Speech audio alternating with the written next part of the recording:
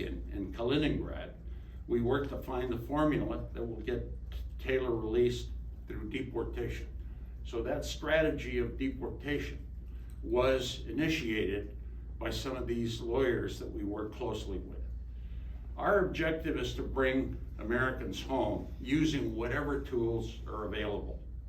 Deportation is one of those tools, and it was the right tool to employ in Taylor's case. It's important to acknowledge that despite the current environment between our two countries, which is not good, the Russian authorities did the right thing by releasing Taylor yesterday.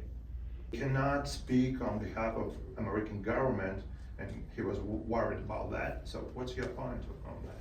Well, there's always these tensions sometimes, but we're going to continue doing this. We have demonstrated that we've played effective roles in the release of Americans and putting together the packages involving prisoner exchanges. So thank you, Steve. And Taylor and his mom will be going home today to their state. I also want to thank Anna Tunkel, who was called to join us in this week's mission with only 12 hours notice. I already thanked the doc. I'm thanking the logistical help we got from Steve's team in the logistics preparation to this last week's mission. Thank you.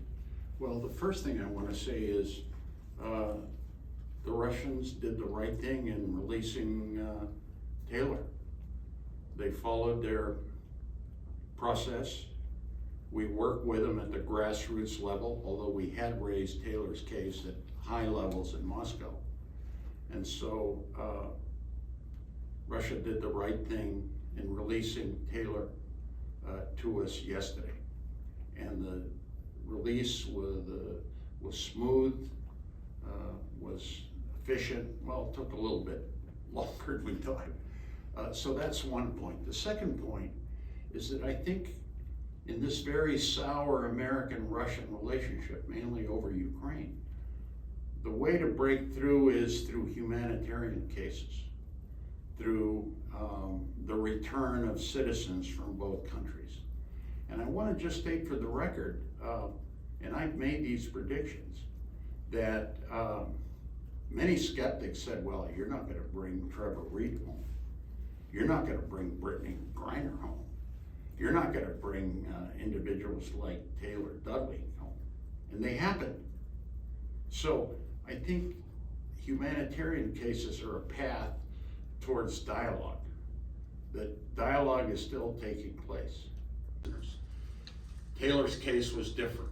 In September, while in Moscow, we were able to make initial contact between Taylor and his family.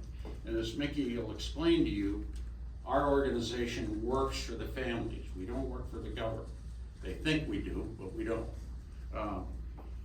We were able to make this contact with his family, and for the first 5 months of Taylor's detention, there'd been, as I said, no contact between and his family and American embassy personnel.